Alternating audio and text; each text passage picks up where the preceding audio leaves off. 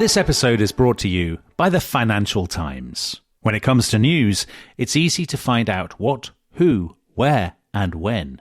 But why is harder. FT journalism goes deeper to help you see the whole story and understand the issues that matter. Why did it happen? Why is it important? Why will it matter? Listeners to The Rest is History can save over 40% on an annual digital subscription to the Financial Times by visiting ft.com/history. For the why, Financial Times. This is an advertisement by BetterHelp. January arrives with a sense of expectation and change. But real change is rarely loud or dramatic. It's noticing what no longer needs to be there. Thoughts you keep turning over even when they're not helping. And when you live with those long enough, they can start to feel normal until you pause and see them more clearly. That's where perspective helps. Not fixing yourself, just creating space to understand what's been weighing you down. Therapy can offer that space, a clearer view of your own patterns and what's worth holding on to. BetterHelp makes starting straightforward. You answer a few questions and they match you with a qualified therapist. If it doesn't feel right, you can switch at any time. Whether you're into New Year's resolutions or not, working to better yourself is something everyone should do. And you don't even need to bulldoze your life to do it. Simply use BetterHelp. BetterHelp makes it easy to get matched online with a qualified therapist. Sign up and get 10% off at betterhelp.com/restishistory. That's better, HELP.com/restishistory. This podcast is brought to you by Carvana. Car shopping shouldn't feel like preparing for a marathon of paperwork. That's why Carvana makes buying and financing your car easy. From start to finish, search thousands of vehicles with great prices. All online, all on your time. And when you're ready, your new car shows up right at your door. It doesn't get better than that. Buy your car the easy way. On Carvana. Delivery fees may apply. Thanks for listening to The Rest is History. For bonus episodes, early access, ad-free listening, and access to our chat community, please sign up at restishistorypod.com. Or, if you're listening on the Apple Podcasts app, you can subscribe within the app in just a few clicks.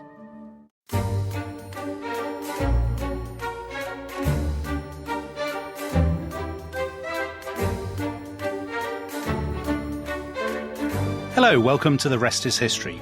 For more than 200 episodes, Tom Holland and I have been considering the great questions of our time. The causes of the French Revolution, the origins of Dweil-flonking, and the tragic fate of Graf Dietrich von Hülsen-Hesler. If you don't know what I'm talking about, you'll have to dig back into our back catalogue. But today we've set ourselves a real challenge. Some of the thorniest and most intriguing historical questions of all, with a guest who specialises in tackling only the most difficult topics. Since 2006, the podcaster Dan Carlin has recorded a series of truly gigantic podcast episodes, sometimes more than 5 hours long, which makes us look positively weedy, examining truly enormous questions. Alexander the Great and Hitler, the battle for the Pacific, or the death throes of the Roman Republic. And Tom, I know you'll enjoy this analogy. This is a bit of a Marvel superheroes team up, isn't it? I've no idea what you're talking about, Tom Dominic. Tom hates that. He absolutely hates it. I'm the Hulk. I don't know who you would be. Would you be that fellow who was I'd be Loki, wouldn't I? Wouldn't I be Loki? You in your dreams. Anyway, crack on with it. Yeah, well, it is. I mean, it's a great honour to have Dan on the show with us. The Elvis to our Cliff Richard, I suppose. Dan. Are we going to have to explain Cliff Richard to not to me. non-British listeners? Yeah. So you were well ahead of the game because you were doing a history podcast 16 years ago. Is that right? Is that when you started? We had a current events one start in 2005 and then a history one in 2006. Yes. And at that stage, so podcasting was pretty niche, I would say, wasn't it? I mean, it was. Did the iPhone exist? How did people listen? Well, it's funny because we had been sitting on this show idea for a while, and somebody who had just come over to the company I was working in from Apple had said to me, you know, that show that you kind of got just sitting on the shelf waiting for the right time to release. He goes, I can't tell you why, but he goes, release it now. And so we released it, and it just turned out that was the month that Apple started supporting podcasts on its iTunes platform. And so the month we started was I want to say it was like July or somewhere in there, 2005, and that was when Apple first started supporting podcasts. So it's kind of like turning up in the Klondike before anyone's arrived. The bottom line is it's just absolute serendipitous luck. And it's taught me, I think, a lot about history, where you look and you go, okay, so a lot of things maybe fall into that same category where you say, how did Julius Caesar end up in this place at this time? Was it Julius Caesar's doing, or was he just lucky? And on the topics, so for those people, your podcast is called Hardcore History.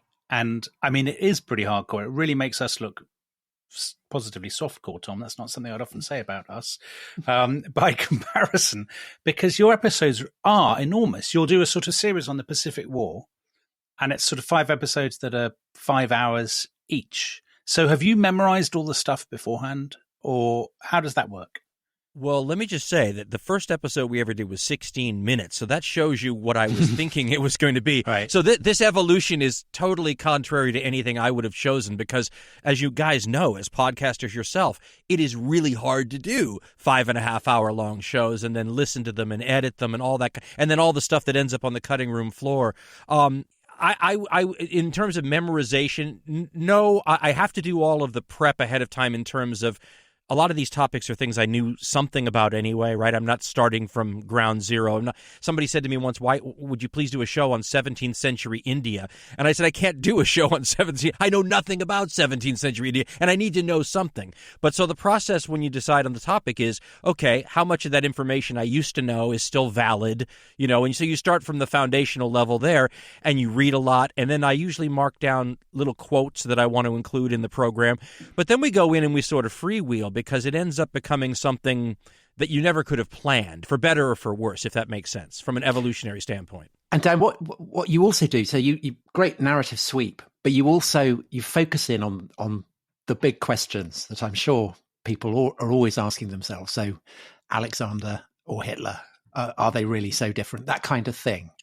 And so that was really our inspiration for what we thought we'd talk about with you. As Dominic said, we have discussed some of the big questions of history on our podcast, but we thought that to go to the next league, we've got you here. We could ask you perhaps 10 questions that we've prepared in advance, and we could discuss them. And I think that the 10 that we've chosen are absolutely probably the 10 biggest questions in the whole field of history. That's a very big claim, Tom. I should say for our listeners, our regular listeners, we obviously didn't prepare them together because there would be far too much bickering. So we each prepared had five, didn't we? You can judge who chose serious, intelligent, wide-ranging questions, and who chose the sort of questions that you'd see on a quiz machine in a pub in 1988. I want you guys to know something. When we decided to do the history show, my original intention was to do it for people like you, right? I had never intended to do shows for people that didn't know the history. Tom, what does he mean by people like us? Don't know. I mean people that know the history, right? And so we were just going to talk about the weird questions that you were referring to. And I thought, okay, I'm not qualified to teach anybody history, but I can talk about the weird questions. And it was only when you found out that a lot of the listeners didn't know the background story that we started giving more background. Right. But my intention had been to talk to people like you who knew this stuff and then just say, isn't it weird that, blank, blank, blank. So so go ahead, the questions. Yes, we'll see what we can maul. Okay, so here is the first question, and I think this is probably the biggest question of all, and I'm sure that Regis professors at Oxford and Cambridge would agree with me on this. Okay, so here we go. University challenge, yes. Dan, who would you least like to be besieged by? A, the Assyrians, B, the Romans, or C, the Mongols? I'll repeat. Do you need to repeat? A, the Assyrians, B, the Romans, or C, the Mongols? Okay, so I have a little clarification question. Who am I? Am I just a common citizen in this city, or am I someone in a leadership or position of authority? I think that's up to you. That's a fruitful avenue to discuss. So let's start off by saying that you are the person in charge of the city. Okay, then I'm going to say I want to be besieged by the Mongols because I think they have the least good chance of getting into the city. I think the Assyrians and the Romans, it's going to be 100% I'm in deep trouble, whereas the Mongols sometimes didn't have the greatest siege situation. It depends on who they captured and who they were bringing with them. But, I mean, if you catch the Mongols at certain periods of time and in certain venues, sometimes they had a harder time. The Romans and the Assyrians always had their gear with them. They were ready for sieges most of the time. The Mongols, sometimes it would have been just as devastating. Other times they might have ridden around your walls for a long time, and not been able to do much. So if I'm the leadership, in which case I'm dying when any of these people get a hold of me, then I think the Mongols have, and they all probably have a pretty good chance of taking my city, but I think they have the least good chance of those three individual groups. Maybe that's a good way to I think that's it. I'd answer the Mongols, Tom, but for a different reason. Am I not right in thinking that I know, Dan, you've done a podcast about Genghis Khan, haven't you? And we did one about a couple about Genghis Khan a few weeks ago. Am I not right in thinking that the Mongols, if you surrender immediately, you can probably collaborate with them? So you're saying you take the coward's option, Dominic? I don't think it's a coward's option, Tom. I think it's given that the alternative is to be part of a pyramid of skulls. As I have already said, similar. you have the heart of a eunuch. we call that living to fight another day, don't we? Yeah, exactly. All it's right, the alternative brave option. So, Tom, what do you think the answer should have been? Okay, so if I'm going to surrender, it would definitely be the Mongols, because if you surrender, so all that eunuch stuff was just blah. Yeah, but I'm not going to. I'm going to carry on fighting, and in that case, I definitely don't want to be captured by the Mongols, because I think it would be awful. Yeah, I think I would go with the Assyrians on the assumption that I'm not the leader and that I'm a woman. I think if you're the leaders, the Assyrians are going to flay you alive. You know? But that's the proviso. I'm not the leader, because that would be awful. That's why I asked that at the beginning. That's right. No, so I'm saying I'm a woman with children, and that therefore, hopefully, I will be taken away into exile and set up in a nice kind of cushy billet in Nineveh or something like that. I agree, however, Dan, that if you're the leader, probably the Mongols is the one to go for. What's the Roman practice when they sack a city? When they take a city, do they have kind of 3 days license or something? They, well, according to Polybius, they not only kill everybody in the city, but all the animals as well. So he said that you could always tell where the Romans had been because all the dogs and cattle and horses would be cut into pieces too. But Dan, you answered as a leader. What if you're not a leader? If you're not a leader, when the Romans sacked Cremona, those were Roman citizens that they treated that way. So, obviously all three of these groups are known to cause great damage and harm. But I think if you're not the leader, and again, I think we have to ask whether or not slavery is better or worse than death, because I think slavery is what you're going to get in most of these situations also. I think the Assyrians might spare the common citizens, that you're probably going to be relocated and slavery is going to be what's going to happen to you. But I think the Mongols kill everybody. And again, the Romans depend. If you're Julius Caesar, he was kind of known for clemency. You might get off easy. I don't know. Especially if you're in the middle of a civil war and he's trying to sort of get some propaganda props against his opponents. Yeah, so that's a good point. So it depends also if you're a Roman or a Gaul. Yes, absolutely. Yeah. So because the sack of Cremona, which happened in the year of the four emperors, that was viewed as a terrible crime by the Romans themselves. So probably if you're a Roman, you'd want to be besieged by other Romans. But you wouldn't want to be a Gaul besieged by Caesar, would you? Well, you've done loads of stuff on this. Isn't his claim that he killed 1 million Gauls? That seems wildly inflated, doesn't it? Or Dan, you will, if you've done your podcast about this, is it true that he killed 1 million Gauls? I forgot I think that's a modern estimate. I don't. And Plutarch Tom may know that. this. Yeah, Plutarch says that. Plutarch says that Caesar killed 1 million and enslaved 1 million. And it's probably an exaggeration, but not that much of an exaggeration. I think Caesar's campaign in Gaul was on a genocidal scale. And also he was very into mutilating prisoners. So he demonstrated his clemency by not killing Gauls, but chopping off their hands. Well, there you go. So anyway, he's practically a humanitarian. I know, liberal. Right. So the upshot was the Mongols, was it? So I think the Mongols. Yeah. Okay. How weird! Wait, how weird is that we all chose the Mongols? That's got to be the only time you set up the discussion so that would be the only time you would ever pick wanting to be captured by the Mongols. Yes. Go on, Tom. What you can say? Well, I was just saying that we've definitively answered the first big question in history. So that's 1 down, 9 to go. Okay, very good. Let's go on to number 2 then. So number 2, Dan. Which world leader do you think made the biggest difference to the course of the 20th century? Oh, which world leader made the biggest difference? I'm going to say that it's going to be Kaiser Wilhelm. I think starting a friend of the show. Yeah, friend. I think, to me, that is, and I always think about this from a German perspective. I mean, if you could take back any move and you're a German, I think taking back marching into Belgium has to be, I mean, think about how different German history is if that doesn't happen. So in my mind, if you look at the First World War as being a domino that begins tumbling throughout the 20th century, then not starting that is, you can talk about Bolshevism not happening, Hitler in the Second World War not happening, the Cold War not happening. So I'm going to say Kaiser, and again, I'm not pretending Kaiser Wilhelm actually controlled the mechanism that does, because we all know that there were multiple people involved in this, but I'm going to blame it on the Emperor of Wilhelmine Germany. Wow, that's harsh. Tom, I think that's harsh, because we've discussed the Kaiser in sympathetic terms, haven't we? We talked about his issue with shoes in particular. Yeah. Yes. So Dan, we're very interested in the snub that Kaiser Wilhelm received when he went yachting with the British royal family off the Isle of Wight, and he wore the wrong shoes. And we have asked whether this perhaps was the turning point in 20th century history. Are you suggesting? Wait. Are you suggesting that they should have gone easy on him? I mean, there are standards after all, Tom. I mean, well, Tom is bitter about this, Dan, because he once wore the wrong shoes on a yachting holiday. I see. So I have a lot of fellow feeling. I also think that's harsh because Nicholas II also, he signed the mobilization orders, and when he did so, said to his generals, this is a very bad move. I feel very bad about this. So he equally could have taken a decision not to escalate.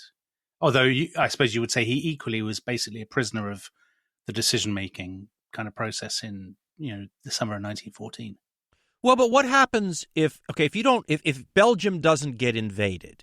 One could argue, and you could tell me if I'm wrong about this, but one could argue that you could have a regional war, or you could have a war between Russia and Germany, or power blocks in Central and Eastern Europe. I mean, it is only when Belgium becomes invaded that this becomes something that turns into the monstrosity that it was.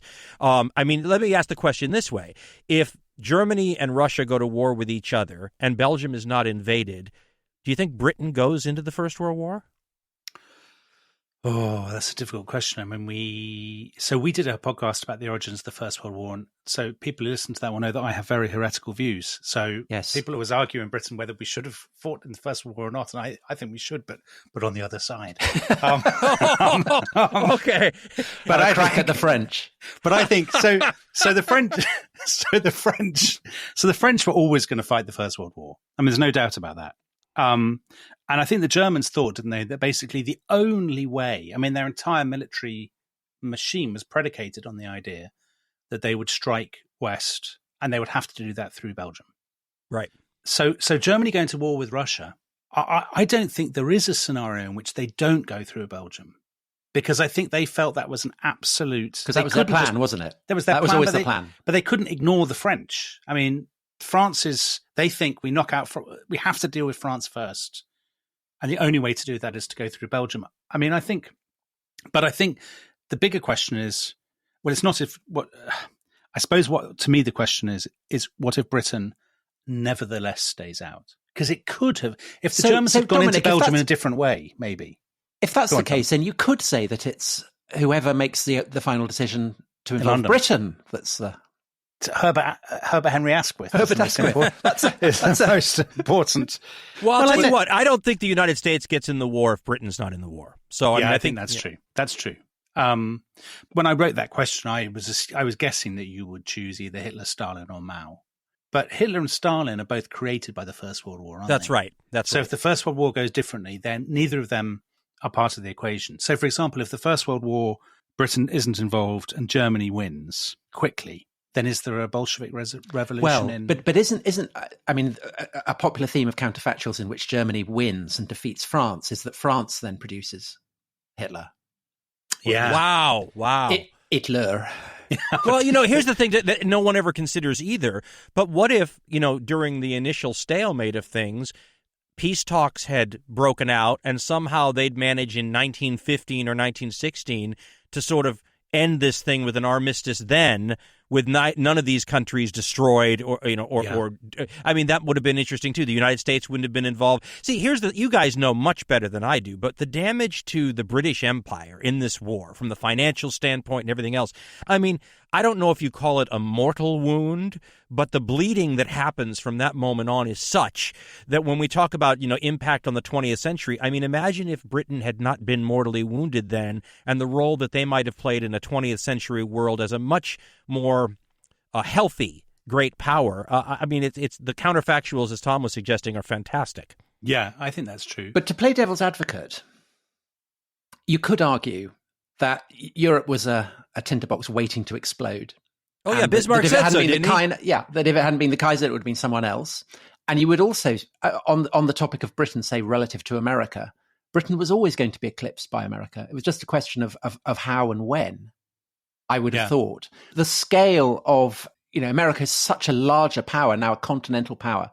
Britain's just a small island. I think that the eclipse of Britain by America was always going to happen.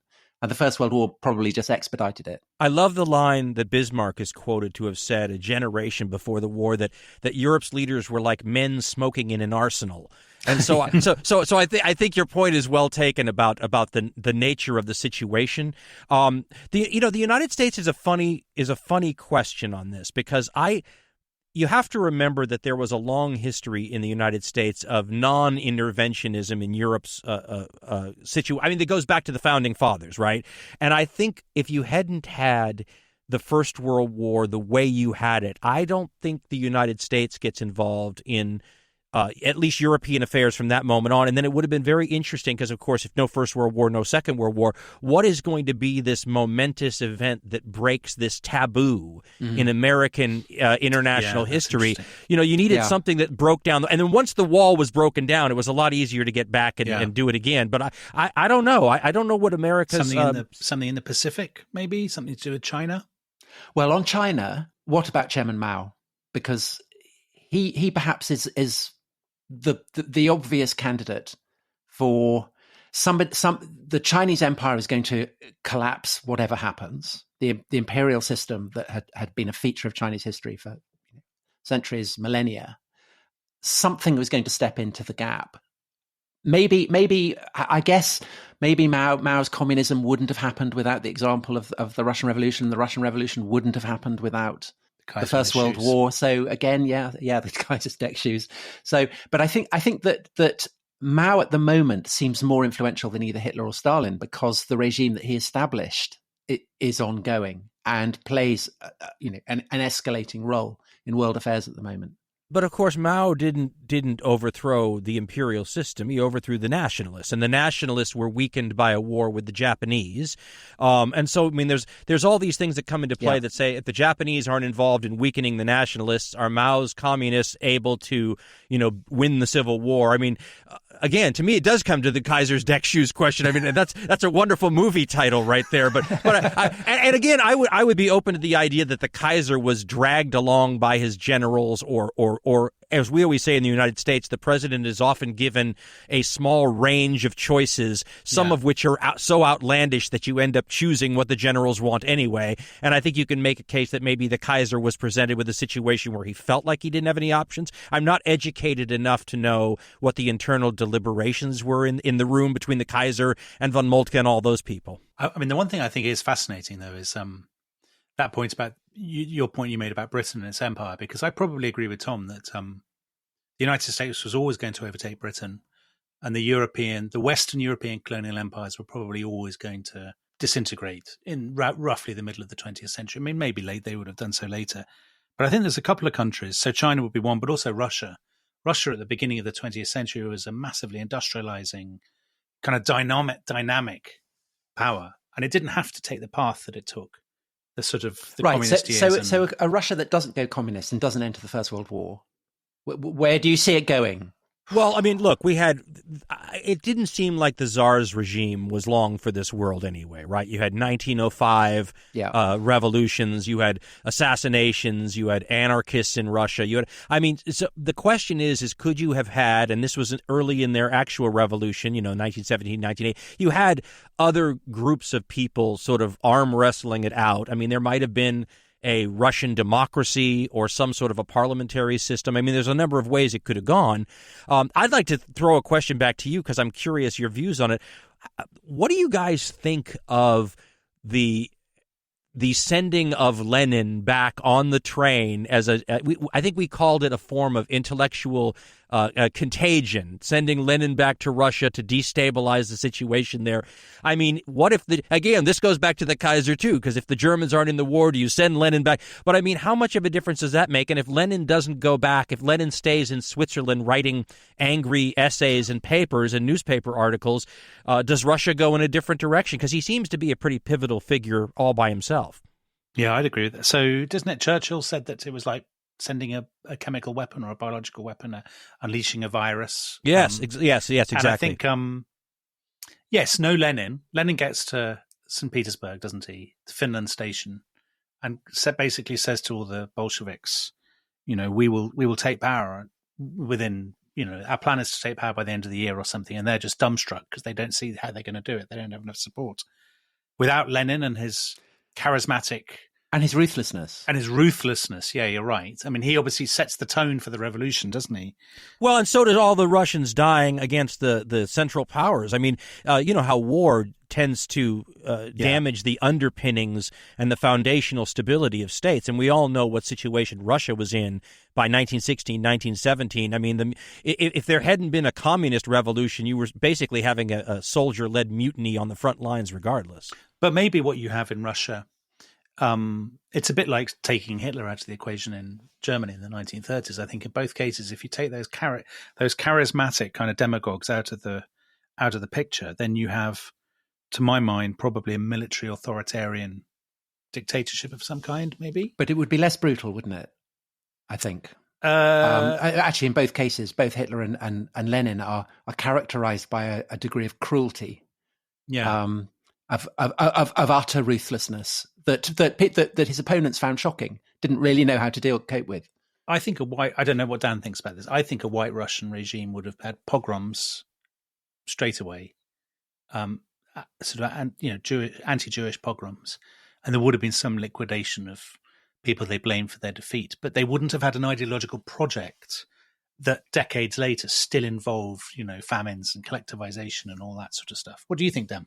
Well, I think you can play with that counterfactual just imagining the whites winning the Civil War, right? I mean, you would have had a very interesting... I mean, look, and not only would the whites maybe have been different if they won the Civil War, but remember they had close ties to several allied governments, right? So maybe someone like a British government can turn to the whites who are victorious and say, okay, now if you want aid rebuilding the system, we're going to demand certain things are met, like, not having mass executions. And I don't know, because I think a lot of those people would have been happy to see any communists liquidated in that country afterwards.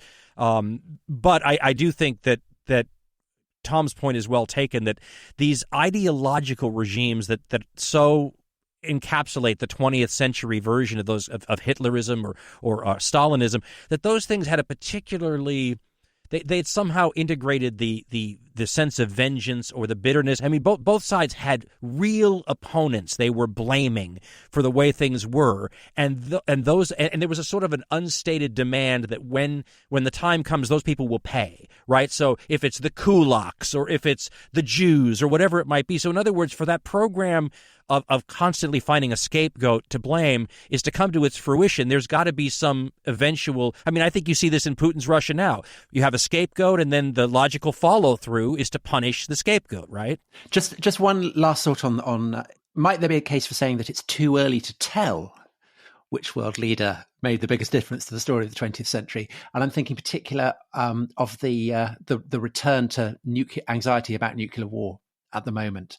I don't know enough about the development of nuclear weapons, but is there any particular political leader who plays a decisive role in the proliferation of nuclear weapons? Would FDR, maybe? FDR or Stalin? I mean, without...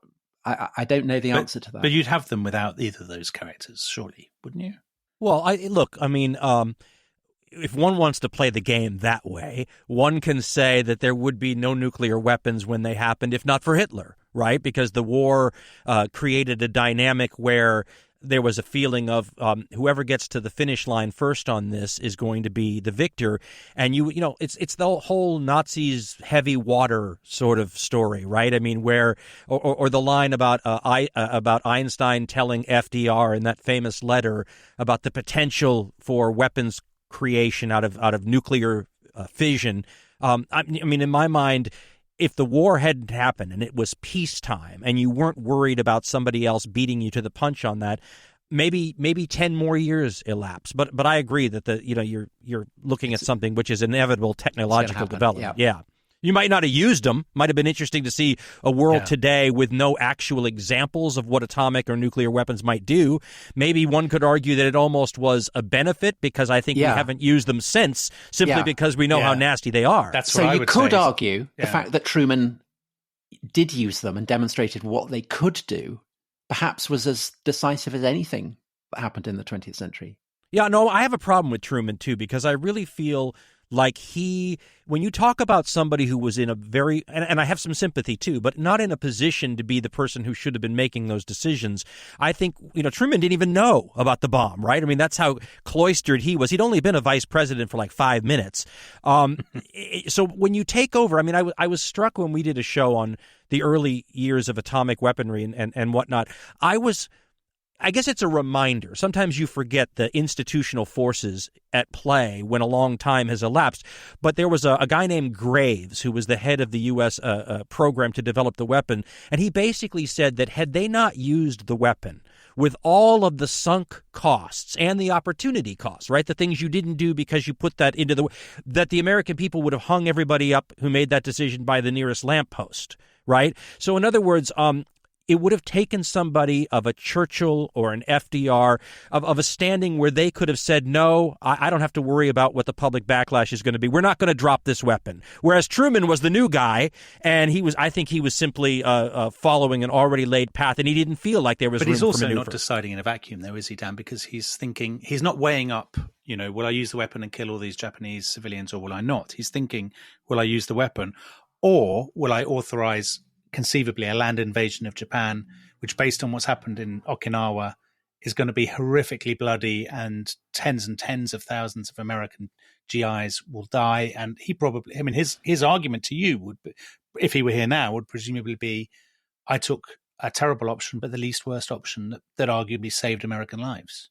Yes, and the other thing that they had been talking about was a blockade, right? The Navy was all up for some sort of a long-term blockade, but there's the arguments that could be made here. I mean, here's the bottom line, and it's horrific to say this, but the numbers of people that were killed by the atomic bombs, which look horrible by today's standard, is I don't want to put a number on it because I don't know off the top of my head, but let's say a week's worth of fighting in that theater.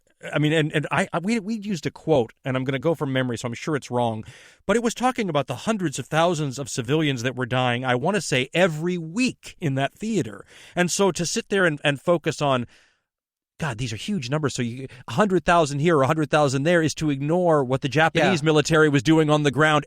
So in other words, if you put a blockade, they're still killing all those civilians in China. And they have the option of holding, prisoners of war sort of hostage to. I mean, there's a lot that could happen. In other words, one might make the case that at least in determining what might happen, at least with the atomic bombs, you can say, okay, we'll do this and then this will happen. Whereas all these other choices leave the door open to a thousand unforeseeable little tributaries that might occur off the decision-making tree, if you will. But you're absolutely right that the people who die as the result of the atom bombs being dropped on Hiroshima and Nagasaki are remembered in a way that people who died in other ways aren't. Kind of particular taboo around the use of atom bombs, of nuclear weapons, that essentially has, in the long run, served the world in good stead. Because I wonder, what do you think would have happened had no atom bombs been used in the Berlin Wall crisis or in Cuba, the Cuban Missile Crisis? Wouldn't it be likelier in those situations, if Truman hadn't dropped the bombs, that perhaps either the Americans or the Russians would have thought, we'll just give it a go, just see what happens. I've made that exact argument. And what's more, had there been, I mean, can you imagine today? Imagine today's high definition phone cameras being able to, from 10,000 different phone users in Hiroshima or Nagasaki, being able to show you in horrific with sound. I mean, it would have even had more of a sort of a deterrent effect. I will say the other thing that I think makes a difference here is that people will look at the photos of the victims and the cities and just go, oh my God, this is the most horrifying thing in the world, where similar photos do not generally exist from the Chinese situation, for example. I mean, or one of the things that I always talk about is most Americans don't realize when they make an argument about the atomic bombs just how terrible the firebombing that was already going on was. From a functional standpoint, there's little functional difference. I mean, the reason Hiroshima and Nagasaki were on the targeting list already is because the United States Army Air Force had already eliminated so many cities that they wanted cities that were still basically standing to test these things on. No point in doing it to Tokyo, where so much of Tokyo has been burned out already. How would you measure the results? Right, isn't it a famous thing that Robert McNamara, one of the architects of the Vietnam War, said when people used to ask him, "Are you a war criminal because of Vietnam?" He would say, "No, but I might be a war criminal because I helped, with the logistical planning or whatever it was of the firebombing of Tokyo, in which we worked out exactly the best way to incinerate, huge, entire blocks with all the people in them and all of this sort of stuff." Well, and the few pictures that exist from that are truly of the sort that, again, if you'd had the high definition iPhone type photos, I don't even know. But I mean, there are photos that are, I mean, you look at it and you go, how could a nuclear bombing have been any worse? I mean, it seems to have reached maximum horrific levels, right? And like they had said about future bombing of some of these cities, it was only going to make the rubble bounce. Well, you could make the same case for, I mean, how much more badly can you burn the civilians, Now, before we get on to the third question, let us take a quick break, Tom, for some ads. We will see you all in a second.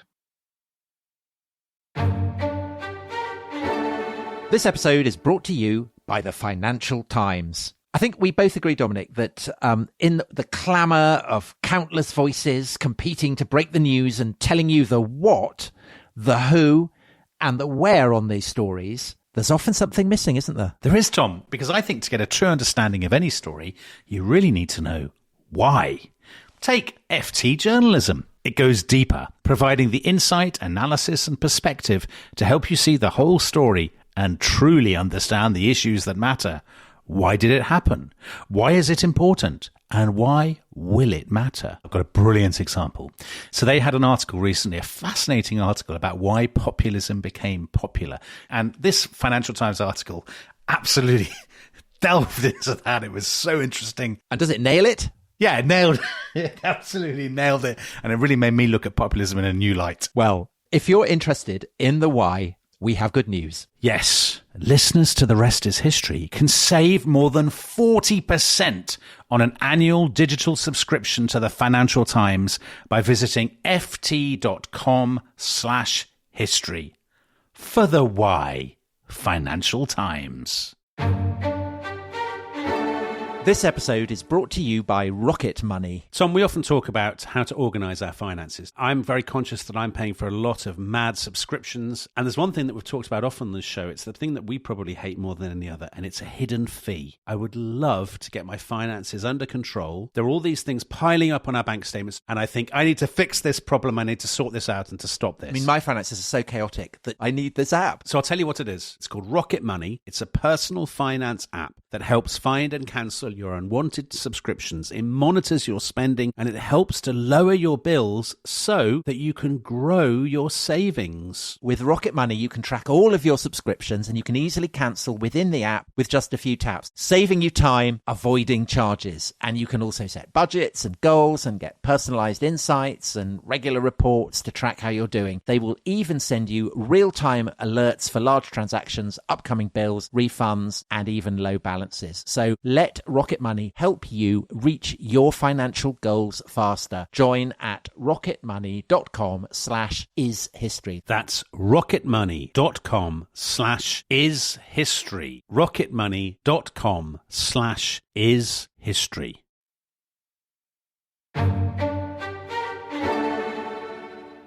Hello. Before we get back to part 2, it is time to look at what our friends at Unheard, UNHERD, are getting up to. And Dominic, I saw on Twitter... They're pushing back against her of mentality course they're and pushing encouraging independent thinking, Tom. Of course they are. That goes without saying, but it's the question of how they're doing it. That's true. And I saw on Twitter this morning that you had picked up on a prime example of how they're doing it with relation to a series of books that I know is a great favourite of yours, the Flashman books by George MacDonald Fraser. So tell us about what you saw. So I'm gutted about this because I would have loved to have written this essay. But in fact, Aris Routinos, who I believe is Unheard's foreign editor, well, he's has brave war correspondent as well. I think he's been in Ukraine. Yes. Well, he's written this article, and he's actually done it brilliantly. So it's just as well he did it, not me. Oh, how annoying for you! Very annoying. It's one of the. It's awful, actually. I feel you sick. Actually recommended it. I feel sick. I did it hollowly. I did it. You know. No, Dominic, that's a great tribute to your character. Oh, Tom, you're very kind. So basically, it's an advert for myself. This, but it's also an advert for Unheard. Anyway, Aris Routinos has picked up on the fact that it's the 200th anniversary of the fictional birth of the great imperial anti-hero Harry Flashman. So Flashman is, of course, the narrator of George MacDonald Fraser's brilliant series, The Flashman Papers, which are all about Britain's sort of Victorian empire and Flashman has all these tremendous adventures. Because he's the bully from Tom Brown's School Days, isn't he? He is indeed the bully from Tom Brown's School Days. But he becomes a lauded hero, despite being an absolute coward and poltroon. Exactly. So these are, I mean, it's weird how, as Aris Routinos says, that the books are sometimes seen as kind of celebrations of empire, but they're actually not at all, because they're all about the hypocrisies of empire and the, they're slightly cakeist, as we like to be on our podcast, because they're sort of having their cake and eating it a bit. So there's all kinds of daring do and the retreat from Kabul and the Indian Mutiny and all this sort of stuff. But at the same time, they're very clear-eyed, I think, about the sort of the world of the Victorians and the pieties and the kind of shibboleths, exactly, of Victorian Britain. So anyway, Aris Routinos did this brilliant article, and I feel sad and cheated. Gutted that he's done it so well. And I have now nothing more to say about the subject at all. Okay, so go and read that and find out what ruined Dominic's day, and read a whole host of other articles pushing back against herd mentality and encouraging independent thought. So the good news, Tom. Yes? Do you know the really good news? I mean, it's maybe a surprise to some listeners. What's the good news? But it's that Rest is History listeners get a special offer. Did you know this? Do you know? I did. Oh, you did? I did. Oh. But share the good news with those listeners who may not have heard this before. Well, if you go to unheard.com/rest, I'm doing that from memory because I've done it so often. UNHERD. Yeah, UNHERD. You can get a special offer and you can try 10 weeks for free. Because normally, Tom, it's £1 a week. I mean, which is very generous in and of itself, but to get it for nothing... That's an absolute bargain, isn't it? The Victorians would swoon at such philanthropy. They truly would. So that is what we are on this podcast, Victorian philanthropists. Exactly. And on that note, let's get back to our philanthropic venture, part 2.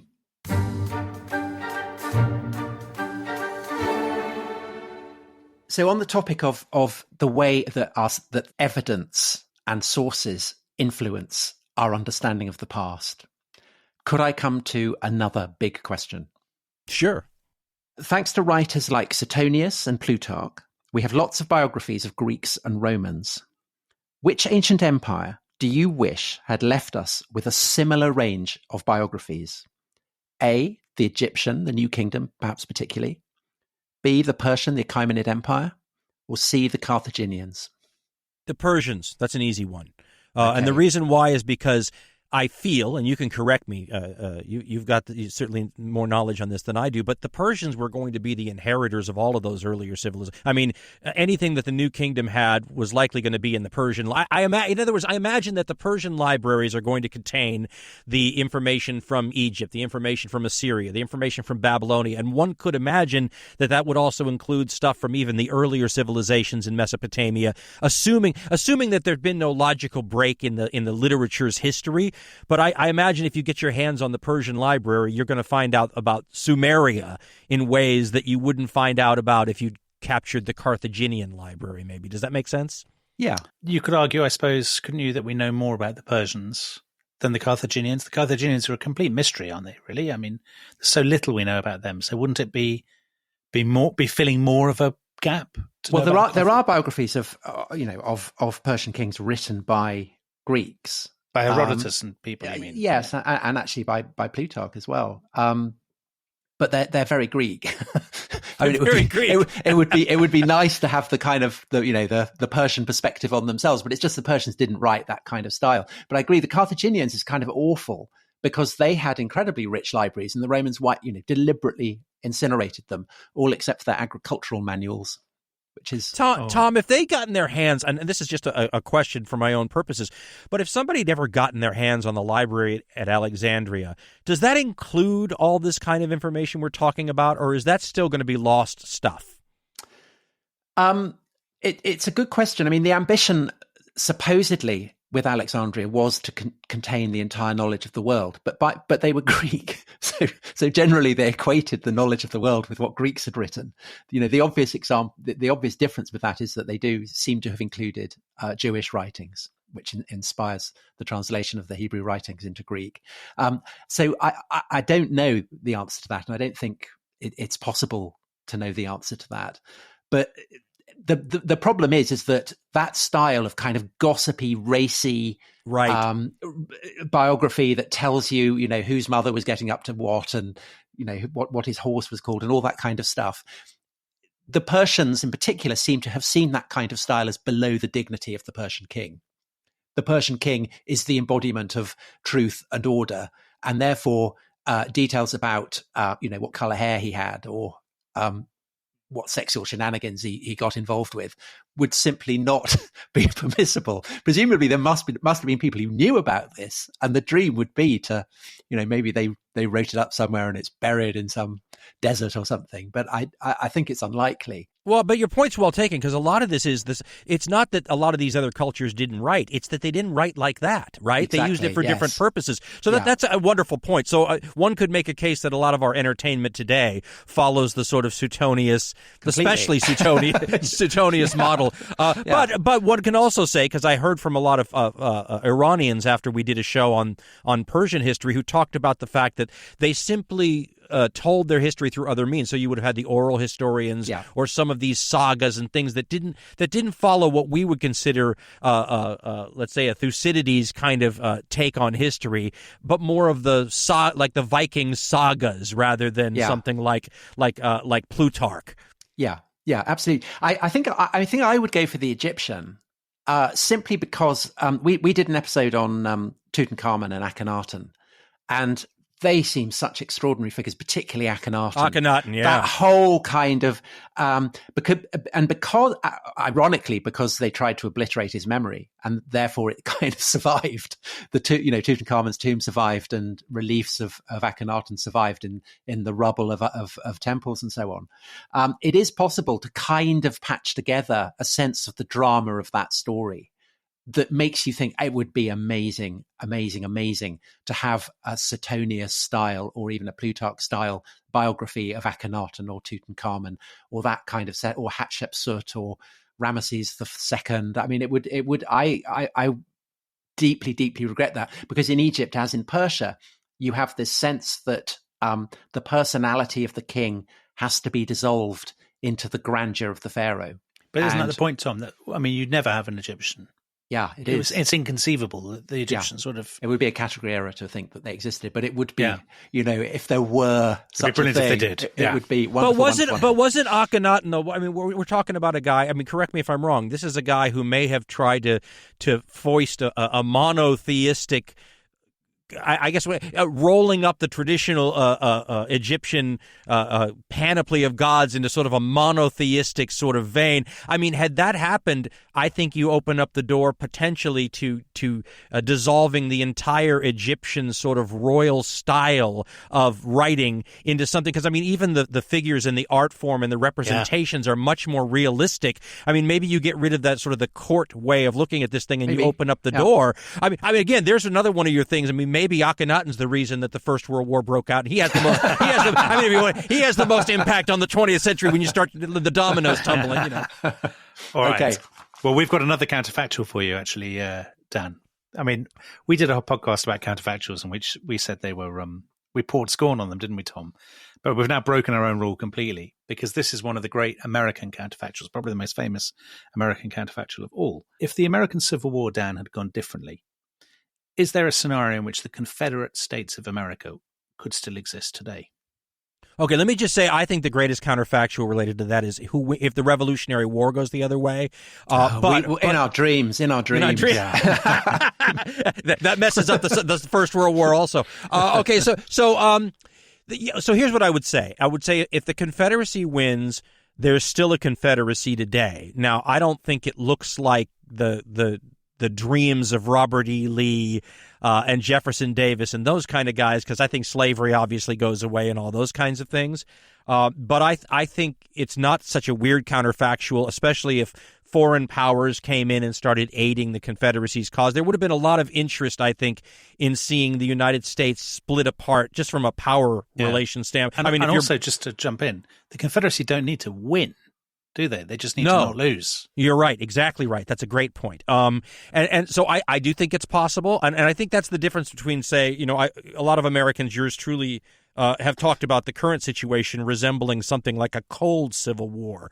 But the difference I always point out is in the Civil War of 1861-65, you're talking about a geographically divided country where, with the exception of certain border states, you can nicely draw sort of the borders. Nowadays, the United States is separated by voting districts within counties. Yeah. There's no so in answer to your question, though, yeah, I think it could have happened, and if it had happened, I struggle to see how the Confederacy would have gone away had they managed to survive, as you pointed out, and some sort of armistice or peace agreement ending the war rather than absolute victory. Because national identity would become, presumably, within a decade or two, too strong to countenance. It would become an inevitability of history that they were always going to break away. That people would be doing counterfactuals now. What if the United States had stayed together? And people would be saying, well, I mean, it's fanciful. The differences were too great. The cultures were different. They were always agrarian and industrial. People would have all these explanations, wouldn't they? And it's hard to imagine the Confederacy then voting voluntarily to dissolve itself or to reapply for admission to the Union, because it would mean, in the eyes of their political elite, betraying the sacrifice that had been made for their independence, I suppose. Isn't that what they would be saying? Well, there's still futurists today who are predicting that the United States will break apart based on the exact same things you're talking about, that this was something that was built into the nation's DNA, if you will, a contradiction that was bound to fracture along certain, there's a book out, I forgot what it's called, but it's a book basically that breaks the United States down into 6 or 7 regions, and then talks about how each of those regions are different, have a different history and a different outlook, and they use it to explain the modern day political situation. But it makes even more sense in the context of what you're talking about, that some of these areas, while thinking that they are patriotic Americans, have a very different idea of what that means, and that something like that is an inevitable fracture point that, if it doesn't happen in 1861-65, happens eventually. And you just said about a cold civil war. So, but do you? I mean, we're all sort of familiar with the politics of the last decade or so in the United States, but would you trace that back to the Civil War itself and the legacy and Reconstruction and the unfinished business of Abraham Lincoln or whatever? I mean, do you think there's a lineage between the two? Wow, that's a great question. Well, here the big debate over Reconstruction in the United States has always been whether or not there really was any.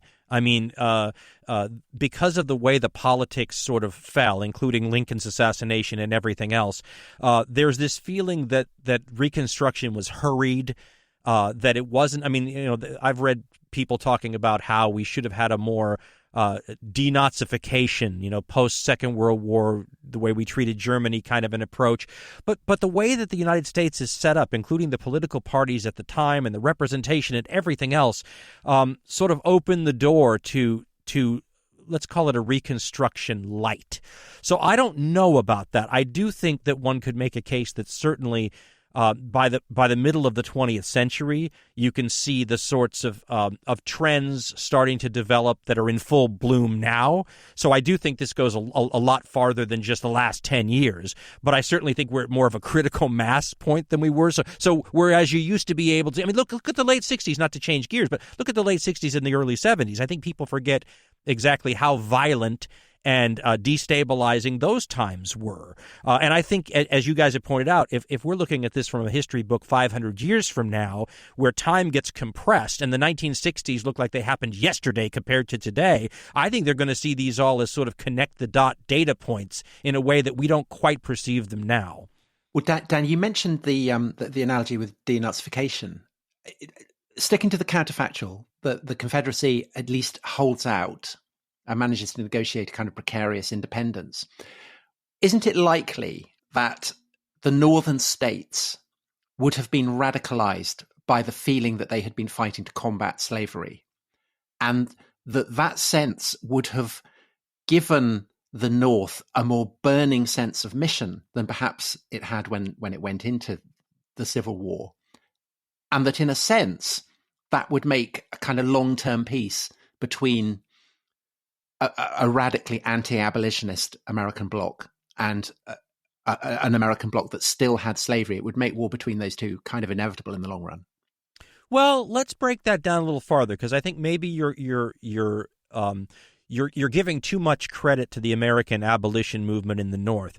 It was still only a piece of the pie, right? And first of all, whereas a lot of Northerners would have disagreed with slavery, they certainly weren't non-racist, right? I mean, a perfect example might be if you imagine the South not firing on Fort Sumter and starting the war. I mean, this is a little like what was just said about the South doesn't have to win, they just have to survive. Well, if the South doesn't start the Civil War, the North isn't going to start a war with the South just to get rid of slavery. So, I mean, I think that had somebody started talking about let's imagine we get to 1900, or maybe let's just say 1885 or something, because there's still going to be slavery in Brazil and places like that after it ends in the United States.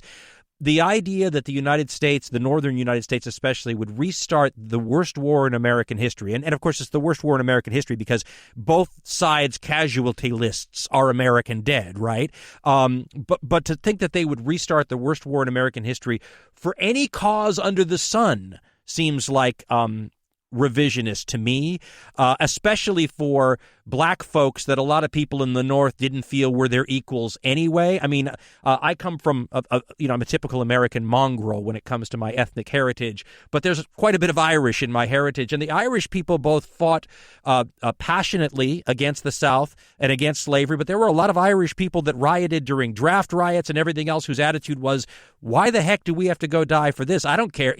I guess what I'm saying is I think the abolitionism in the North was powerful, but it was also an elite sensibility in some sorts of a sense, and that I'm not sure the rank and file Americans, other than maybe not being for slavery, were very passionate about the idea of what we would today term equal rights. Does that make sense?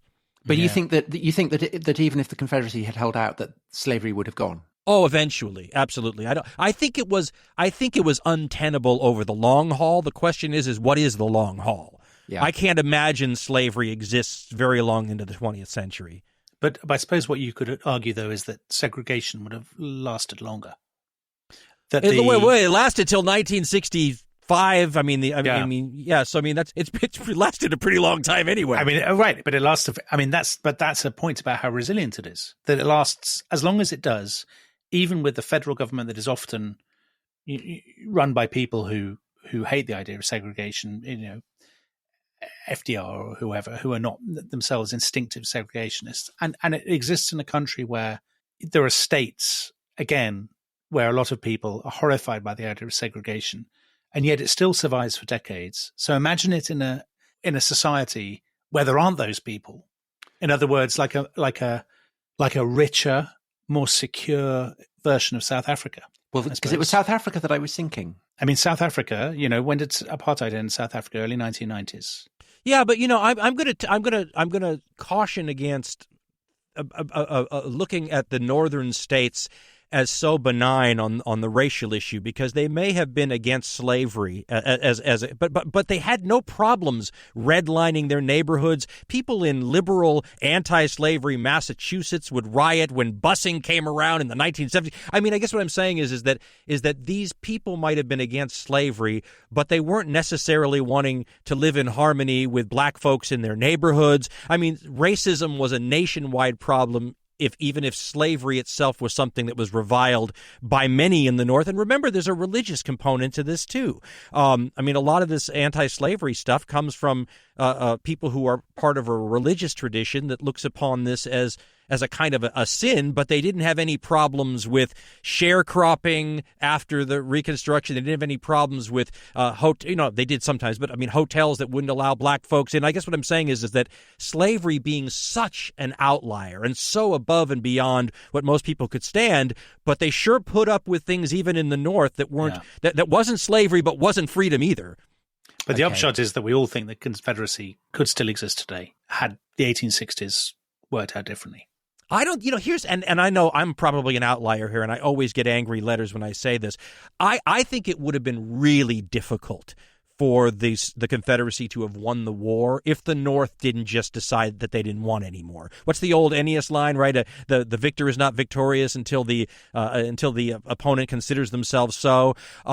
I can see the North stopping the war because it's getting too costly. But if the North persists in an almost Second World War unconditional surrender sort of thing, it's always going to win.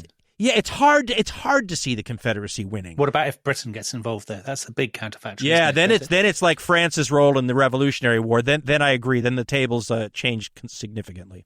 So, Dan, as a man, since you're a man who does 5-hour podcasts, I guess we should have expected this, because we have got through, we've barely got through 4 of our 10 questions. And we have been going for almost an hour, which I know to you is nothing, but to our listeners, we don't want to try their patience. So what we'll do is we will come back for a second episode, and that will be out on Thursday. Now, if you can't wait till then, the Rest is History Club will have both episodes in their podcast feed right now. Oh, it's exciting. And if you're interested and you're not a member of the Rest is History Club, go to restishistorypod.com to sign up. We will see you regardless on Thursday for samurai bodyguards, for whether the West could have lost the Cold War, and other monumental questions of history with Dan Carlin. Bye-bye.